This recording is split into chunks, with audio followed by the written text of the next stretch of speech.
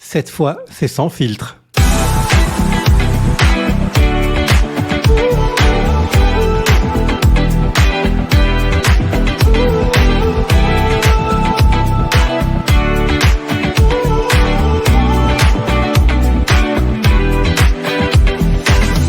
Pour ce nouvel épisode, j'avais envie de bousculer un peu le format classique de Déco Café en abordant un sujet que beaucoup prennent grand soin à éviter, alors qu'il constitue l'un des marqueurs fondamentaux de ce que peut être la relation entre un décorateur d'intérieur ou un architecte d'intérieur et ses clients, bien au-delà de la perception que peut avoir la population en général de ces professions très récentes.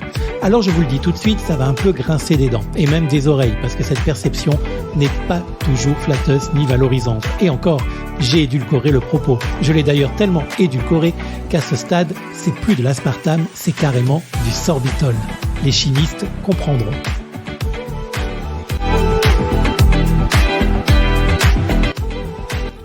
Alors je peux également et immédiatement vous expliquer pourquoi, parce que c'est très simple en fait. Il y a encore et toujours une quantité, minime, en tout cas je l'espère, qui stigmatise la partie immergée d'une profession qui s'efforce de faire correctement son travail dans le respect de ses interlocuteurs, de ses partenaires et de la loi. C'est l'arbre qui cache la forêt, un peu comme les employés de mairie qui ne font rien de leur journée, les mécanos qui sont des escrocs, les profs qui sont toujours en vacances ou encore les notaires qui s'en mettent plein les poches. C'est un cliché parmi les nombreux clichés auxquels on a à faire face dans notre vie. Mais vous savez comment un cliché devient un cliché ? Tout simplement parce qu'il arrive toujours un moment où les exemples sont suffisamment nombreux et concordants pour aboutir à une analyse qui peut dériver vers une généralité augmentée. Ceci étant dit, une fois que l'on a établi et rappelé ce garde-fou, on ne peut pas non plus nier que des comportements critiquables existent et il faut en parler ici, dans ce podcast ou ailleurs, ne serait-ce tout simplement pour tenter de les corriger si c'est possible, mais aussi et surtout pour les prévenir plutôt que d'avoir à les guérir et enfin et surtout pour les opposer aux professionnels qui, à contrario, honorent la profession par leur attitude exemplaire. Eh bien, figurez-vous que pour les décorateurs d'intérieur et les architectes d'intérieur, ce moment est arrivé. Ces professions sont à présent suffisamment anciennes et leurs exerçants suffisamment nombreux pour former une base conséquente et propice à l'analyse sociologique des profils et des comportements, notamment à partir des retours clients et du feedback des partenaires. Avant de rentrer concrètement dans le lard, laissez-moi quand même vous dire que tout ce qui va suivre est issu d'un travail minutieux et approfondi réalisé auprès d'un peu plus de 420 personnes adultes.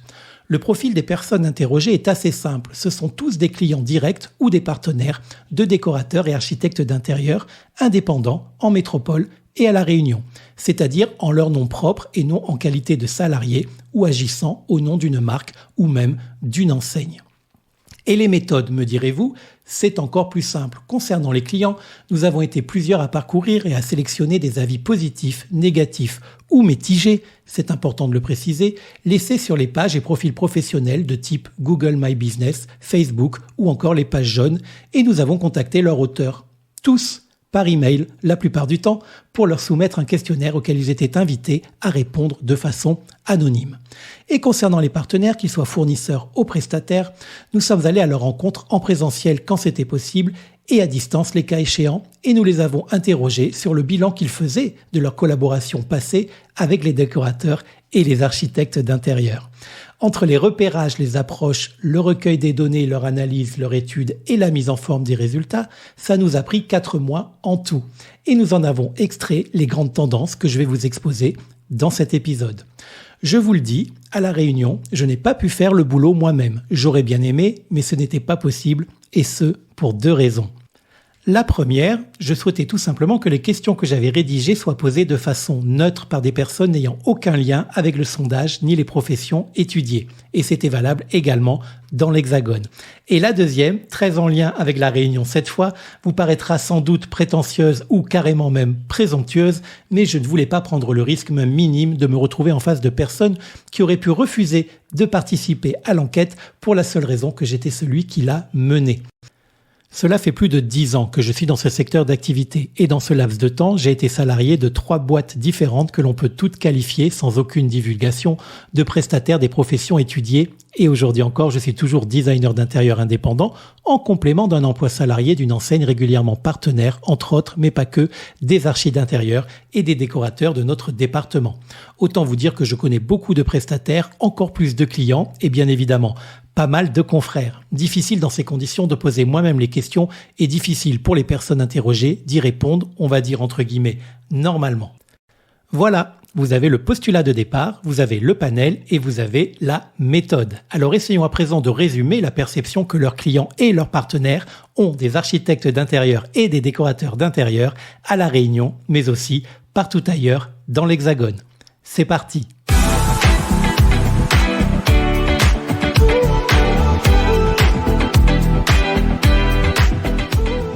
Tout d'abord, et ça ce n'est pas nouveau, les clients et même certains prestataires ne savent pas faire la différence entre un architecte d'intérieur et un décorateur d'intérieur. Alors, nous avons eu l'occasion de le voir à plusieurs reprises depuis le lancement de ce podcast, c'est vrai que la frontière va de très hermétique à très poreuse en fonction des uns et des autres entre ces deux professions. Mais les personnes interrogées indiquent clairement que dans la plupart des cas, leur premier contact avec un professionnel de la transformation de l'habitat n'a pas été l'occasion d'une présentation de leur métier, même sommairement. Rien d'étonnant donc à ce que les clients continuent de penser qu'il n'y en a pas vraiment ou encore qu'il n'est pas important d'en parler dans la phase de présentation. Et pourquoi cela, à votre avis ?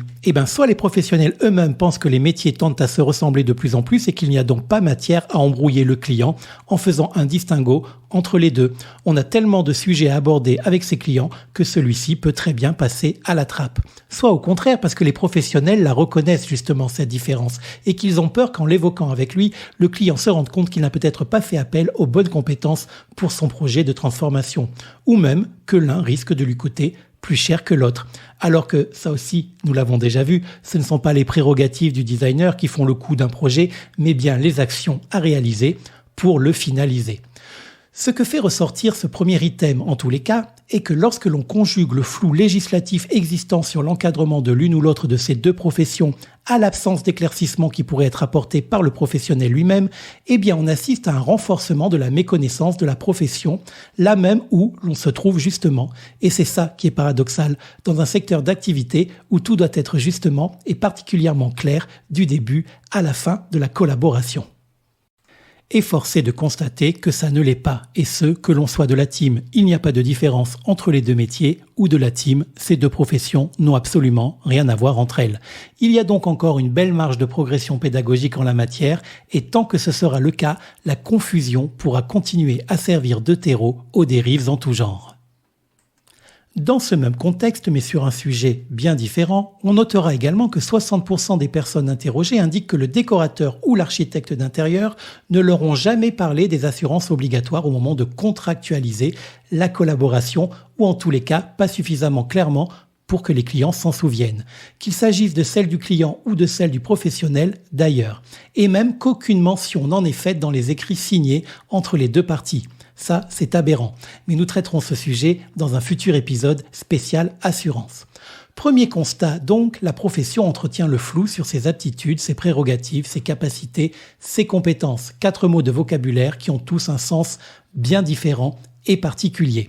Et malgré cela, on continue dans le paradoxe. La majorité des personnes rencontrées reconnaissent avoir un excellent feeling et un vrai sentiment de confiance avec le décorateur ou l'architecte de l'intérieur lors des premiers échanges, et ce, indépendamment de ce que la collaboration a pu devenir par la suite, en réussite comme en déception. Sans doute que les décorateurs et les architectes d'intérieur font partie de ces professions au charme fou qui savent rassurer et séduire, avec, si c'est de la poudre aux yeux, tous les risques que ça peut entraîner pour les clients, leurs travaux et leur logement. En effet, comme dans beaucoup d'autres domaines, le discours est un pilier porteur très important pour vendre ses compétences et, in fine, ses prestations, quitte à en faire des caisses et à en rajouter, notamment pour faire la différence dans l'offre foisonnante que ce métier propose désormais. Les architectes d'intérieur et les décorateurs d'intérieur savent bien parler en général. Ils savent aussi parfois noyer le poisson quand c'est nécessaire ou en tout cas quand ils le jugent utile. Dire au client ce qu'il a envie d'entendre ou même l'écraser sous une personnalité très attachante au mieux et jusqu'à étouffante et exécrable dans une certaine minorité de cas. Une toute petite minorité de cas, mais j'en parle parce que certains, lors de l'étude, ont jugé bon de le mentionner. Et c'est ce qui m'a le plus marqué dans l'analyse des retours clients et prestataires. L'image assez négative qu'une certaine catégorie de professionnels de la transformation intérieure renvoie par leur attitude avec pour conséquence évidente un discrédit qui ne doit surtout pas devenir général et être pris pour argent comptant. Car je le répète, ce dont on ne parle jamais, ceux, C-E-U-X, dont on ne parle jamais, sont ceux qui bossent correctement pour eux, bien sûr, mais aussi pour la satisfaction de leurs clients plus que pour la leur. Mais hélas, j'ai découvert, bien malgré moi, et bien que non majoritaires, ils sont quand même trop nombreux ceux qui font du mal à la profession, alors qu'indépendamment de leur comportement, ils peuvent néanmoins réaliser un bon travail, voire excellent à côté de ça. Mais à quel prix ? Car oui, chers confrères et chères consoeurs, la satisfaction client, vous le savez pour la plupart, tout comme la vôtre, ne doit pas se faire à n'importe quel prix et surtout pas au détriment de vos collègues qui ont ensuite un mal fou à redorer le blason du métier après votre passage.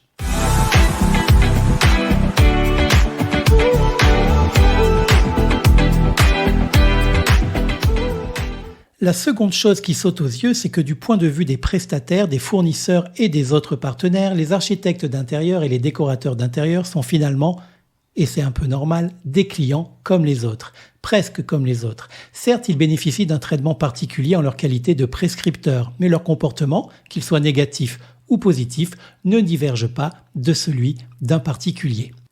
Après le B2C, qui est la vente par un professionnel à un particulier, le B2B, qui est la vente d'un professionnel à un autre professionnel en vue de le rendre utilisable par ses employés ou ses usagers, voici venu le moment de préciser que notre étude prend place dorénavant dans le B2B2C, ou, pour être plus clair, la vente de produits à destination finale d'un particulier, mais via un intermédiaire professionnel tiers, en l'occurrence le décorateur ou l'architecte d'intérieur. À noter que dans la plupart des cas de commerce B2B2C impliquant un décorateur d'intérieur ou un architecte d'intérieur, c'est le client final qui fait le chèque, effectue le virement ou sort sa carte bleue pour régler la facture. L'émission du décorateur d'intérieur ou de l'architecte d'intérieur étant de chercher les produits et les services, de les étudier, de prendre à sa charge la relation avec les partenaires et de sélectionner les offres les plus pertinentes pour son client final, mais pas de les payer. Sauf dans des cas très rares où l'archi ou le décorateur peut recevoir de son client la mission d'achat de biens et de services ainsi qu'un budget global qu'il devra utiliser dans ce sens pour le compte de ce dernier. C'est rare parce que c'est une charge et une responsabilité supplémentaire pour le designer d'intérieur qui le font entrer de facto dans une réglementation supplémentaire, notamment d'achat-revente avec des charges fiscales inhérentes complémentaires pour son entreprise. Certains néanmoins aiment bien le faire pour des raisons louables et d'autres pour des raisons un peu moins honnêtes, mais nous allons y revenir. En leur qualité de clients professionnels intermédiaires, donc, les architectes d'intérieur et les décorateurs d'intérieur peuvent avoir les mêmes travers que les clients particuliers. Sauf que ces travers nuisent à l'image du métier tout en étant soi-disant cautionnés par l'intérêt du client. Un des reproches souvent faits aux designers par leurs propres clients avec plus ou moins de rancœur est le fait qu'à partir du moment où ils lui confient une mission de transformation, celui-ci vampirise complètement le projet en allant, dans les cas les plus extrêmes, jusqu'à interdire toute initiative d'écho au client lui-même sous le prétexte que lui ou elle a la connaissance, la vision globale et la maîtrise totale du projet dans sa globalité. Je sais que ça paraît gros, mais je vous assure que c'est la vérité et que ça existe. Certaines personnes interrogées n'hésitant pas à dire que les décorateurs avec qui ils ont qu'ils ont fait travailler, souffraient du syndrome de la grosse tête. En gros, les archis d'intérieur et les décorateurs ont tendance à se la péter grave et souvent sans grande compétence, ni expérience, ni résultats probants pour le justifier d'ailleurs. Alors c'est vrai, je n'ai pas peur de le confirmer, il y en a quelques-uns qui se la racontent vraiment trop, mais sans minimiser ce ressenti particulier, je voudrais quand même à ce sujet équilibrer un tout petit peu les forces en rappelant que les décorateurs, tout comme les archis d'intérieur, sont avant tout des êtres vivants comme les autres, et qu'à ce titre, ils n'empruntent souvent que des portes laissées ouverte. Ce que je veux dire, c'est qu'il ne faut pas se laisser impressionner par une profession ni un statut, mais plutôt par des compétences. Si vous laissez entendre à votre prestataire qu'il est votre sauveur et qu'il a de surcroît une forte proportion à se croire extraordinaire, alors il y a fort à parier qu'il ne va pas vous contredire. Bien au contraire. N'oubliez jamais que chez vous, ce sera toujours chez vous. Et qu'en ça, vous devez garder les rênes. C'est vous le client et c'est lui l'exécutant. Vous le payez pour obtenir un résultat et pour obtenir ce résultat, il doit mettre en œuvre des moyens. Des moyens et un résultat que vous aimez et non pour qu'il se fasse plaisir et flatte son ego en vous imposant ses choix. Voyez-le comme votre jardinier ou votre coiffeur et vous verrez, ça aide. Mais je comprends tout à fait ce sentiment de la part des clients, d'autant qu'il est confirmé par beaucoup de fournisseurs et de prestataires de services, dont certains insistent même en disant ne plus en pouvoir de la suffisance et du dédain de certains architectes d'intérieur et décorateurs concernés.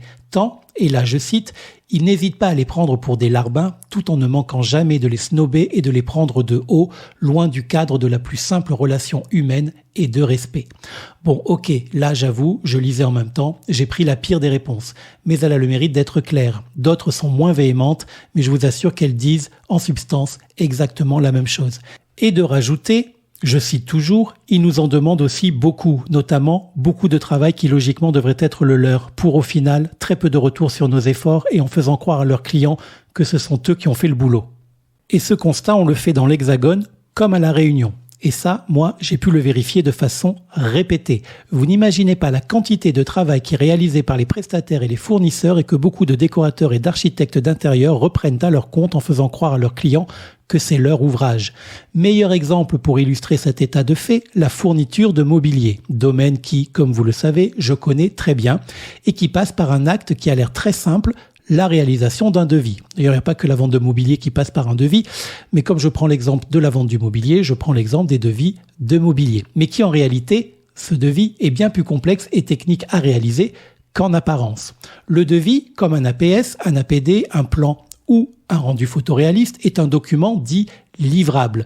Mais tout comme les documents cités juste avant lui, ce n'est que la formalisation palpable remise au demandeur d'un travail de recherche, de vérification technique, de tarification, de connaissance et de maîtrise. Sauf que dans le cadre d'un projet faisant appel à un architecte d'intérieur ou à un décorateur d'intérieur, l'APS, l'APD, le plan 3D ou le visuel est réalisé par le décorateur ou l'archi d'intérieur et remis à destination du client final, là où le devis est transmis par le fournisseur ou le prestataire la plupart du temps au décorateur qui en fera ce qu'il en a décidé, comme le reprendre à son compte tel quel, en l'ajoutant aux actions qu'il a réalisées pour vous, le transformer ou même le majorer tarifairement, pratique fréquente notamment en cas d'acte d'achat-revente pour prendre une petite marge supplémentaire au passage. Et parfois même, il n'en fera rien au mépris le plus total du travail qu'il a demandé au prestataire. Savez-vous par exemple que sur un projet d'envergure, un devis peut demander le concours d'une équipe allant jusqu'à 3 personnes pour le réaliser et jusqu'à plusieurs heures de travail. Des heures de travail, seules ou en équipe, pour au final rendre merveilleux à vos yeux une personne qui risque de s'en approprier le mérite ou encore pire, de n'y accorder aucun respect ni aucune importance. Savez-vous également, et par exemple, combien de devis dans le secteur de la décoration sont transmis par mail à un designer d'intérieur ou un architecte d'intérieur sans que ce dernier n'en accuse ne serait-ce que poliment la réception par une réponse qui ne lui coûterait que 2 lignes dans un email? 76%, chers auditeurs. Non, vous ne rêvez pas. Plus de 7 mails sur 10 contenant un devis demandé par les architectes d'intérieur et décorateurs d'intérieur, fruit d'un travail de connaissance, de recherche, de vérification, de pertinence et de tarification qui a pu prendre des heures, n'est pas ne serait-ce que remercié par son destinataire. Et le pire, parce que vous connaissez l'une de mes phrases préférées, le pire n'est jamais décevant, c'est que si vous avez l'outrecuidance d'en faire gentiment la remarque à votre interlocuteur, on vous répondra, il vous répondra, dans certains cas, les pires, mais de quoi vous plaignez-vous? Faire des devis, c'est votre travail. En vous demandant des devis, je vous fais bosser. Eh ben non, cher décorateur d'intérieur et architecte d'intérieur malpoli et présomptueux. Le travail d'un prestataire n'est pas de vous faire des devis, comme le vôtre n'est pas de faire des devis non plus, ni des visuels 3D. Votre travail, c'est de vendre une prestation et pour cela, certes, vous réalisez des actions, mais ces actions ne sont pas le cœur de votre métier. Ce sont des tâches qui mènent à un objectif supérieur. Vous faites des livrables, fruit d'un immense travail, je le reconnais et je suis bien placé pour le savoir, uniquement parce que vous n'avez pas d'autre choix pour réaliser les transformations des lieux de vie de vos clients. Alors comprenez et respectez le fait que le travail de vos prestataires est de vendre des services et des biens pour vous aider à réaliser ces missions et pas de dresser des devis comme activité ultime. Et reconnaissez aussi que vous êtes friand de l'expertise des prestataires pour vous rendre les tâches plus faciles et plus rapides. Alors pourquoi ne pas le leur témoigner avec un peu plus de respect ? Parce que si les devis étaient un travail, ils seraient rémunérés. Et si la réalisation de devis était rémunérée, alors les devis seraient payants. Et attention, petit tacle, comme certains de vos livrables, avouent que vous n'hésitez pas à facturer, sur le dos parfois, des prestataires et des fournisseurs. Mais c'est vrai que si les devis étaient payants, vous en demanderiez sans doute un peu moins, ou en tout cas à moins de prestataires en même temps, et que sans doute vous affineriez un peu plus vos demandes pour cibler plus précisément vos besoins avant de demander à un prestataire de faire également le sourcing pour vous. Arrêtez de confondre devis et shopping list, et surtout arrêtez de leur demander un devis alors que vous savez très bien que le délai de livraison annoncé ne sera pas accepté par votre client. À quoi ça sert, franchement? Surtout quand on sait qu'entre le moment où on vous a transmis un devis et celui où, si vous daignez le faire, vous répondez, il s'est bien souvent écoulé plus de temps que le délai de livraison soi-disant si inacceptable. Petite parenthèse au passage, si ce sont des produits en stock que vous souhaitez pour vos clients, ne demandez des devis qu'aux fournisseurs qui en ont, et point barre. J'aimerais pour finir sur ce point, et avant d'en aborder d'autres tout aussi croustillants, proposer à vous, les auditeurs, un petit jeu de l'esprit. Imaginez, dans un coin de votre tête, un monde où les architectes d'intérieur et les décorateurs d'intérieur n'existent pas. Pour certains, ça va être très facile. C'est bon ? Vous avez la scène ? Ok, gardez-la de côté, on va s'en resservir très vite.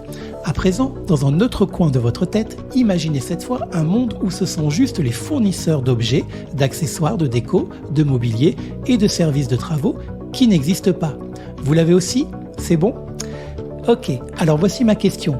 Dans lequel de ces deux mondes insoutenables serait-il, selon vous, le plus difficile de réaliser des travaux de transformation de l'habitat et de s'équiper en mobilier et en accessoires de déco ?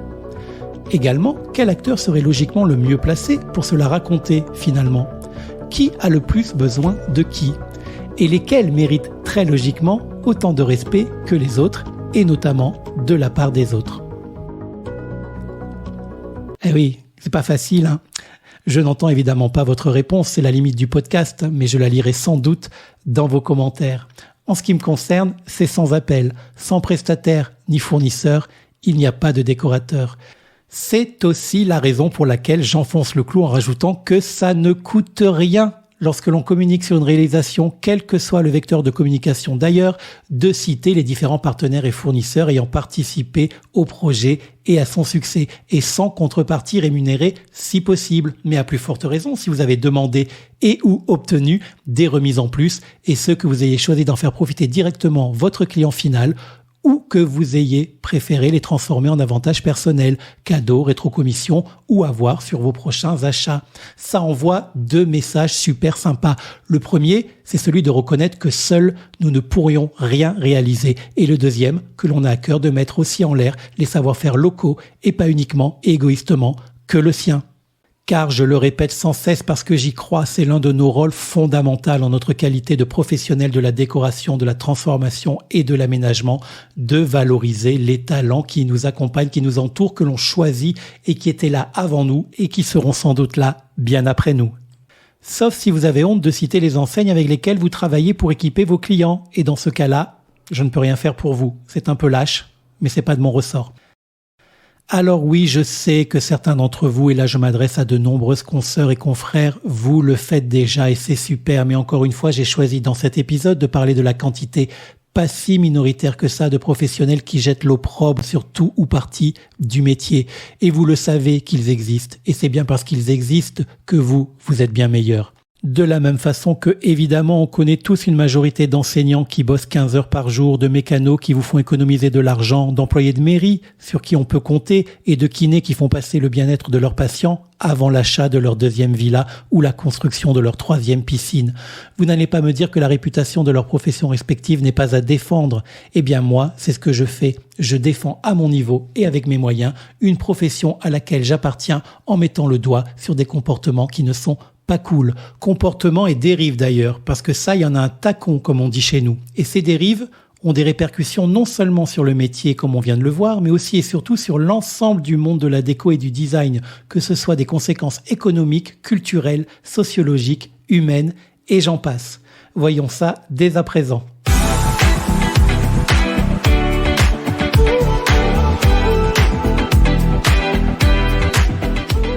Pour moi, le plus grand effet pervers entretenu par une bonne partie de la profession est la glorification et l'encouragement de la décoration low cost et de la fast déco. Aujourd'hui, on ne compte plus le nombre d'installations d'enseignes de décoration et de mobilier bas de gamme, ni, inévitablement, celui des enseignes de qualité qui disparaissent. C'est devenu une suprématie du pas cher, une Ikeaisation du design d'intérieur. La vie est chère, c'est vrai, et on fait avec les moyens dont on dispose, que l'on soit un particulier ou un décorateur d'intérieur. Ça, c'est ok, et je peux l'entendre quand on est un particulier qui veut se faire plaisir tout en réussissant à joindre les deux bouts en fin de mois. Je me suis suffisamment exprimé sur le sujet dans divers épisodes précédents, et notamment dans celui consacré au prix, à la contrefaçon et même au solde, et vous savez que je ne suis pas snob à ce sujet. Mais je ne l'entends pas lorsque cette démarche émane d'un professionnel de la transformation intérieure. En tout cas, je l'entends beaucoup moins. Parce que c'est contradictoire. Quand on a de petits moyens, je ne vois pas comment on peut faire appel à nos services. Bah oui, soyons honnêtes, nos prestations, si l'on veut vivre nous aussi correctement de notre côté, et sans être exorbitantes, ne sont quand même pas données. Et si on peut et que l'on veut faire appel à nos services, c'est justement pour avoir un plus, un mieux, et que l'on a choisi de s'en donner les moyens. Et sans doute pas pour finir avec de la décoration, de l'ameublement et des services de transformation au rabais. À un moment donné, il faut le dire et il faut l'entendre. Et puis soyons honnêtes, je ne peux pas imaginer qu'aucun décorateur ou architecte d'intérieur n'ait choisi de faire ce métier après toutes ces années d'études et en tout cas d'investissement pour placer de la quincaillerie bas de gamme chez ses clients et encore moins pour proposer des services et des travaux de piètre qualité. Et même si, à condition bien sûr que ça plaise aux clients, on ne peut pas placer du Platner, du Saarinen, du Prouvé, du Le Corbusier ou de l'Urquiola ni du IMSS dans tous ces projets, il y a quand même un juste milieu entre le premium et le low cost. Dans mon propos, le critère étant la qualité et la durabilité, bien plus que le prix en lui-même, comme nous l'avons vu dans un épisode précédent. Même si, évidemment, il y a une corrélation logique entre les deux si elle est raisonnée et justifiée. Et puis ce n'est pas comme si notre travail de décorateur n'était pas constitué en partie de la mission de trouver le meilleur au meilleur prix et non pas le moins cher au plus rapide. Parce que oui, c'est le deuxième problème, la fast déco, le pendant design du fast food. Autant on a martelé dans la tête des gens qu'un iPhone c'est 1200 € et qu'un canapé c'est 400 balles, autant aujourd'hui on encourage les gens à vouloir tout de suite. On ne veut plus attendre. Comme dans la restauration rapide, on veut du à emporter, du take-away. C'est la bataille entre le bœuf bourguignon et le cheeseburger. Il y en a un pour lequel l'attente est plus longue, mais pour qui le résultat sera incomparable. Et je m'y connais en bœuf bourguignon, croyez-moi. Et le design, c'est comme la cuisine. Il ne faut pas que de l'argent, il faut aussi du temps. Pour la déco, il faut du temps. Pour l'équipement, il faut du temps. Pour les travaux, il faut du temps. Ah non, mince. Et pardon, pour une déco de qualité, il faut du temps. Pour un équipement de qualité, il faut du temps. Pour des travaux sérieux et de qualité, il faut du temps. Et ce, que vous habitiez à 2 pas ou à 10 000 kilomètres du fournisseur. Et c'est notre rôle d'accompagner les clients dans la compréhension et surtout dans l'acceptation de ce paramètre inévitable. Parce que le temps, c'est ce qui permet d'étudier et de réfléchir. Le temps, c'est ce qui permet de bien faire les choses. Le temps, c'est ce qui permet de budgétiser. Le temps permet d'avoir plus facilement ce que l'on veut et dans tous les cas, bien plus que ce que les seuls stocks disponibles à côté de chez vous ont à vous proposer ou à vous imposer. Notamment, là, je fais référence à la personnalisation. Le temps, ça permet de comparer les prix et la qualité. Le temps, ça permet aussi de sourcer les meilleurs tarifs. Parce que lorsque l'on est pressé, on est tenté d'acheter, même plus cher, quelque chose qui le serait moins avec un peu plus de patience. Ou carrément quelque chose qui est dispo, mais par dépit parfois, bien loin de ce que l'on souhaitait réellement acquérir au départ. Bref, il faut du temps. Et qui a du temps pour faire tout ça? Et qui l'on paye pour faire tout ça? Le décorateur, l'architecte d'intérieur, c'est son boulot. Il n'est pas là pour faire des devis. Lol, CF plus haut, mais pour agir. Et une des actions, des missions même, je dirais, que l'on attend de lui, c'est de manager le temps, le sien, celui de son client, celui des partenaires, pour la réalisation du projet qu'on lui a confié. Et de faire entendre à son client qu'un projet, ça prend du temps et que 5 à 6 mois ou même plus pour livrer un projet entier et fini, ce n'est rien pour un résultat qui va vous satisfaire entre 15 et 20 ans. Que 4 mois pour obtenir le mobilier de vos rêves, c'est ridiculeusement court pour un produit qui va vous accompagner une bonne dizaine d'années. C'est aussi une marque de fabrique, une signature que vous défendez auprès de la clientèle, celle du temps pris pour le travail intelligent et le travail bien fait. On a tous rencontré des clients qui vous assènent dès le premier rendez-vous un violent et définitif « Moi, je n'attends pas. Moi, je n'aime pas attendre ». Le client qui veut tout de suite, son devis dans la journée, son projet livré en 3 semaines, le tout avec un budget risible pour une qualité au top du top. Et il y a des décorateurs et des architectes d'intérieur professionnels qui, s'ils n'arrivent pas à le raisonner, ce fameux client, préfèrent renoncer poliment et ou subtilement à la collaboration avec lui plutôt que d'avoir à bosser dans ce cadre global dégradé et décalé de la réalité. À La Réunion, comme on l'a déjà vu, et plus encore qu'en Hexagone, on connaît bien cette contrainte de temps avec notre petit caillou merveilleux, mais situé à plus de 9000 km du continent européen, alors que c'est à ce marché qu'elle est rattachée. Mais vous savez, les clients aussi ont leur part de responsabilité, qu'ils soient particuliers, professionnels, privés, publics ou institutionnels. Ça me fait toujours rire les gens qui s'offusquent ou qui font mine de s'étonner lorsqu'on leur annonce qu'un chantier ne se livre pas en 2 semaines et qu'un matériel sur commande, ça met minimum 2 mois à arriver sur notre île alors qu'ils habitent à La Réunion depuis 20 ans ou même qu'ils y sont nés. Et ce sont les mêmes qui pourtant ont connu, jusqu'à il n'y a encore pas si longtemps, les magazines ou les films de cinéma qui arrivaient parfois 6 mois après leur sortie en métropole, qui acceptent de payer leur voiture 30% plus cher qu'en Hexagone et de la recevoir au bout de 4 mois, de payer leur abonnement Internet et leur bouquet de chaînes TV 2 fois plus cher que dans l'Hexagone, d'avoir une Netflix ou Disney+, bien après la France continentale. Bref, vous l'avez compris, c'est un paradoxe, parfois hypocrite et en tous les cas contradictoire. Pourquoi n'accepterait-on pas du business et du commerce des biens et des services de transformation et de décoration intérieure les mêmes pratiques que celles de tous les autres secteurs d'activité ? C'est une question d'éducation du marché, tout simplement. Il faut apprendre à sa clientèle à accepter les contraintes que l'on vient de passer rapidement en revue, comme ont su le faire les concessionnaires automobiles, les fournisseurs de services multimédia ou le secteur du BTP. Et pour ça, il nous faut quoi ? Du temps, parce que notre secteur à nous, il est jeune, bien plus que les corps de métier auxquels je viens de le comparer. Et en attendant, il ne faut pas regarder passer les trains comme le font les vaches. Il faut agir parce que lorsque je parle d'éduquer le marché, ce n'est pas que informer la clientèle, c'est aussi inviter les partenaires et les prestataires à continuer les efforts entamés pour améliorer la situation. En généralisant le plus souvent, par exemple, et quand c'est possible, les tarifs métropole sur le territoire local, en arrêtant de se sucrer sur le dos du coût du fret et en proposant une offre tarifaire plus large entre le bas de gamme et le luxe.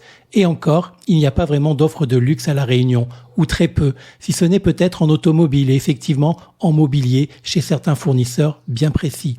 Si je dis ça, c'est parce que nous en avons déjà parlé dans un épisode précédent.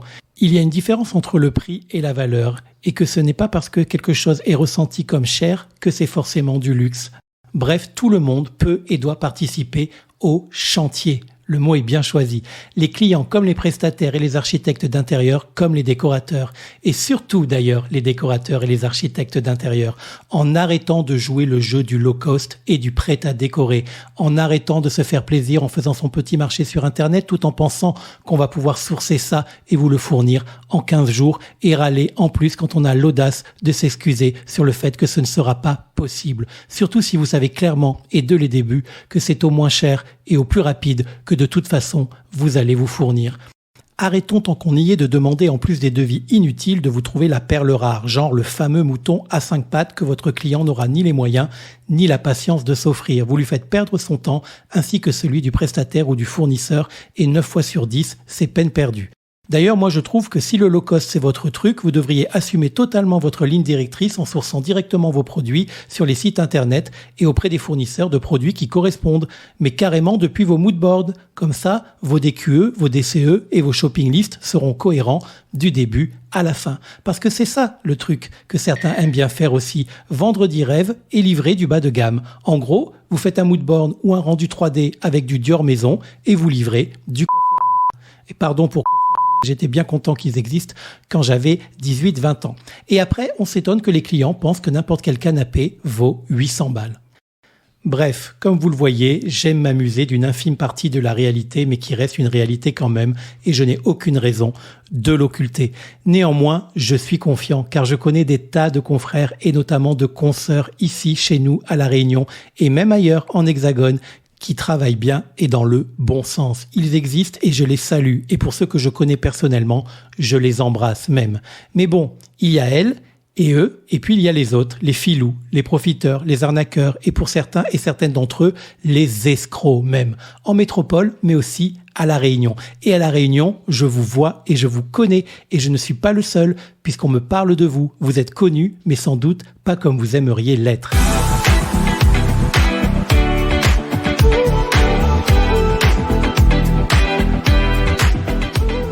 Mais reprenons de la hauteur pour revenir à l'étude de façon plus générale et terminer avec le dernier point au sujet des combines et des arnaques de certains décorateurs et architectes d'intérieur.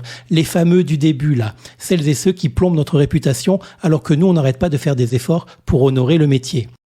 On les a repérés depuis longtemps, vos petites combines et vos arrangements plus ou moins discrets et bancals avec la réglementation. Ceux qui bossent sans assurance adéquate, voire sans assurance du tout. Ceux qui vendent du faux, de la contrefaçon donc à leurs clients et qui font croire que c'est du vrai dans le cadre de l'achat-revente et qui, de fait, empochent la différence de prix. Là, dans la catégorie « on arnaque les clients en les prenant pour des imbéciles », je crois qu'on peut difficilement faire mieux. Ceux qui exigent des remises sur les services et fournitures dont ils profitent personnellement sans en faire profiter les clients. Les rémunérations complémentaires comme les rétrocommissions qui consistent à faire acheter le mobilier par son client mais à recevoir en tant que prescripteur le retour d'un pourcentage de cette somme en guise de remerciement, en gros. Donc votre décorateur, vous le payez 2 fois et en plus votre décorateur, il va choisir toujours le même fournisseur ou en tout cas toujours celui qui lui donnera la plus grosse rétro-commission. Finalement, il va mettre toujours le même mobilier partout. Les intéressements de la part des agences immobilières sur la vente ou la location d'un bien après un homestaging, agence immobilière qui n'étant pas philanthrope répercute forcément cette commission sur le montant des loyers ou de l'achat de la maison ou de l'appartement. Et le fait de ne faire travailler uniquement que sa famille ou ses amis en leur qualité de fournisseur ou d'entreprise de services et de travaux. Je le redis, tout ceci est véridique, constaté et confirmé en métropole comme à La Réunion et partout ailleurs où ces métiers ne sont pas réglementés. Car oui, c'est le 3e et dernier problème évoqué dans cet épisode spécial. Il n'y a pas de réglementation sur les professions d'architectes d'intérieur et de décorateurs d'intérieur. Du coup, ils font ce qu'ils veulent. Vous vous rappelez au début des gens qui n'empruntent que les portes ouvertes? Voilà, on y est. Ce qui fait que, mis à part la vente de faux, qu'on le fasse ou pas passer pour du vrai, ainsi que le fait de travailler sans assurance obligatoire, le reste n'est pas illégal puisqu'il n'y a pas de loi. Du coup, on ne va pas toujours faire porter la responsabilité sur les mêmes acteurs, même si, in fine, le perdant, c'est toujours le client. Ici, c'est l'État qui doit vite légiférer, parce qu'on est en train d'assister à du grand n'importe quoi. Il semblerait qu'ils y travaillent, avec acharnement, et depuis longtemps. Peut-être un peu trop.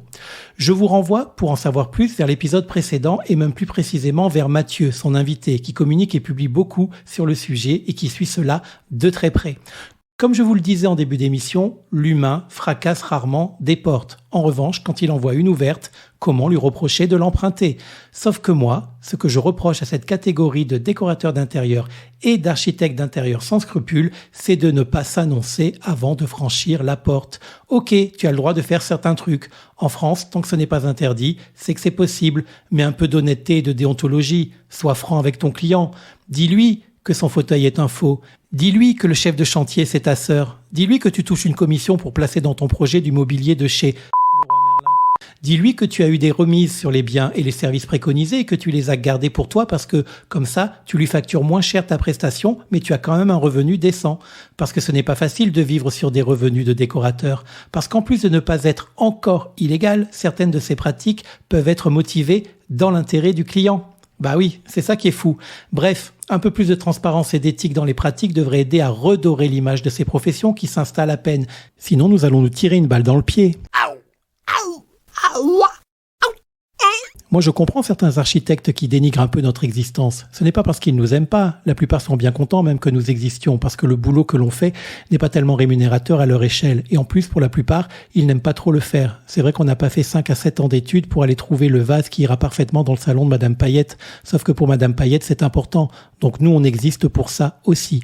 Tout ça pour dire que ce sont quand même un peu les architectes qui nous ont inventés, pour ainsi dire. En tous les cas, c'est mon avis. Et eux, ils ne peuvent pas se permettre toutes ces dérives parce que leur métier est hyper réglementé, contrôlé et sanctionné par l'État tout au long de la formation et des années d'exercice. Être décorateur et architecte d'intérieur est devenu tellement tendance que lorsque j'ai commencé ce podcast il y a 7 mois, nous étions une vingtaine rien qu'à La Réunion et aujourd'hui, nous sommes presque 50 en 7 mois. Bon, moins ceux qui ferment ou qui revendent leur boîte pour X raisons, mais surtout parce que c'est difficile comme métier et surtout c'est difficile d'en vivre. Ou ceux qui se la font fermer, on commence à le voir ça aussi. Hélas. Avant, il y avait de la place pour tout le monde. C'est ce que l'on entendait un peu partout. On s'entend tous bien. Bah oui, à 20, ça passe encore. Mais à 50, on fait comment? La démographie de La Réunion n'est pas aussi fulgurante que le cycle de reproduction des décorateurs et des architectes d'intérieur. Et la réponse est dans la question. On s'entend tous bien, tant qu'il y a de la place pour tout le monde. Mais dès que la concurrence est réelle, on commence à voir les langues se délier. Les difficultés inhérentes à la profession feront le tri. L'exigence des clients fera le tri, surtout s'ils sont bien renseignés et protégés. Jolie façon de dire que les mauvais ne survivront pas. La probité des professionnels aussi et surtout fera le tri. Mais c'est aussi à nous de le faire en interne. Et là, je m'adresse pour finir à toutes celles et ceux qui ne se sont pas reconnus dans cet épisode. Ceux qui ne laissent pas le stock disponible choisir pour eux et pour leurs clients. Ceux qui font de la décoration plutôt que de la déstockation. Ceux qui préfèrent le bœuf bourguignon au cheeseburger de la fast déco. Ceux qui n'aiment pas mettre toujours les mêmes produits et les mêmes motifs chez leurs clients. Celles et ceux qui tout simplement écoutent leurs clients. Ceux qui râlent d'avoir autant travaillé et investi pour au final se retrouver n'être qu'un simple personal shopper de produits en rayon. Ceux qui sont conscients que s'il n'y a pas de fournisseurs et d'entreprises de la transformation à nos côtés, alors on ne peut pas briller. Ceux qui ont à cœur de mettre en l'air les savoir-faire locaux. Ceux qui n'utilisent le bas de gamme qu'après avoir exploré toutes les autres pistes et qui préviennent leurs clients que les prix bas, la qualité, l'authenticité et la disponibilité rapide sont 4 objectifs très difficiles à harmoniser de concert. Ceux qui savent que leur plus grande force est l'anticipation et tentent d'en convaincre leurs clients. Ceux qui n'ont pas attendu 20 ans pour parfaitement appréhender les spécificités d'un territoire insulaire éloigné et qui ont développé des stratégies pour les contourner ou les utiliser à leur avantage. Ceux et celles qui savent que chaque acte d'achat et chaque choix de fournisseur a des conséquences humaines qui engagent une responsabilité sociétale, politique, environnementale et plus largement humaine. Ceux dans les yeux desquels on peut lire lorsqu'ils entrent dans un magasin ou dans un atelier et que l'on discute avec eux, toi et moi, on va pouvoir travailler ensemble et faire de belles choses et non pas toi, je vais te faire bosser comme un malade sur des devis que j'étudierai à peine. D'ailleurs, je ne suis même pas sûr de te donner des nouvelles. Et si dans ma grande bonté, je te choisis comme prestataire, tu peux t'accrocher pour que je valorise ton travail quand je communiquerai sur les extraordinaires réalisations que j'ai livrées tout seul, sans l'aide de personne. Et enfin, celles et ceux qui ne se prennent pas pour André Putman, Alberto Pinto ou Kelly Westler à chaque fois qu'ils entrent chez un client ou un partenaire de projet potentiel.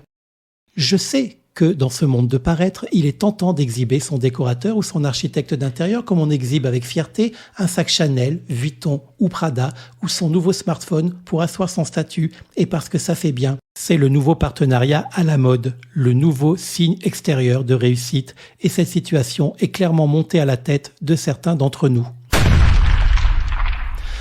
Détendons-nous les divas, nous sommes aussi des prestataires parmi les prestataires. Restons humbles, on vous voit et on vous reconnaît, alors ne stressez pas.